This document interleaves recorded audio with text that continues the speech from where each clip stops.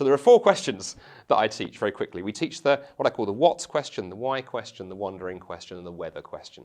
So the what question, so if you're faced with someone who's raising an objection, how could you believe in God in an age of science? Isn't faith irrational? Tough question, right? But you could begin by saying, well, thank you for what you shared there. Tell me, what do you mean by the word irrational? What particularly is irrational about belief in God? Help me understand that. You're now turning the tables, like Jesus did in the temple. You've now put the effort onto them. They've made an assertion. They're going to have to gently unpack what they mean.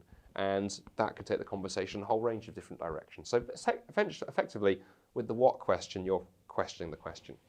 The why question goes a bit further. If someone makes an assertion, you very gently, not in an aggressive way, but just gently ask them to defend it. So if somebody says, for example, you Christians, you believe in the Bible, but it's a Stone Age book full of myths and legends and fairy tales. Why would anyone believe it?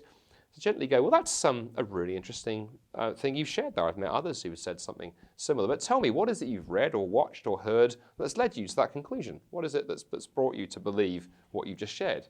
Again, you've neatly turned the tables. They've made an assertion. You're now gently asking them to defend it. Now, they may have more to offer, which is great. You're digging deeper into the issue. They may turn around and go, well, everybody knows, which is shorthand for, I've got no idea. I saw some atheist tweet it on the internet this morning, which is a wonderful opportunity to say, well, I think when it comes to matters of the deepest questions of life, is there a God? What does it mean to be human? What's gone wrong with the world? What the solution is?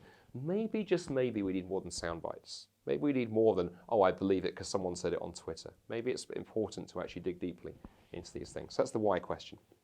The wondering question is great. If you've got friends who are not into religion at all, survey after survey is picking up that the number of people who identify as nuns, N-O-N-E-S, we're not talking Sister Act 3 here, is growing both in the Europe and in the US. So lots of people would say, I'm not interested in religion. That's quite hard to get past that if you're not careful. Well, the wondering question is a way of doing that. You're looking at the wondering question, looking for things that your friend cares deeply about that really only makes sense if Christianity is true.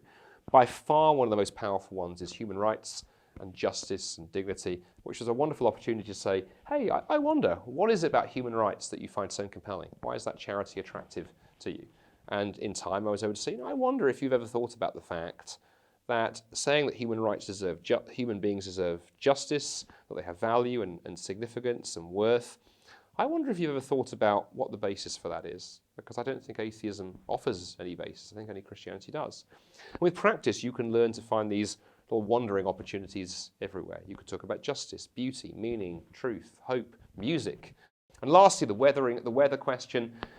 Again, we live in an age where if you say things like, well, it's obviously more the case that Christianity is true, or isn't it? Or it's obvious that, atheism is a load of old rubbish and Christianity is correct, people are going to run a mile. People are scared of truth. The whether question is just a gentle way of saying, I wonder whether you've considered the possibility that. And what you're doing is inviting people to think about, could it be the case that? And I'm reminded in John's Gospel, there's that beautiful scene in John chapter 1 where Philip goes and finds Nathanael and says, hey, we found a Messiah, Jesus from Nazareth. And Nathanael's like, sort of blows a raspberry, can anything good come from Nazareth, mate? And Philip doesn't respond with an argument. He just does, well, why don't you come and see?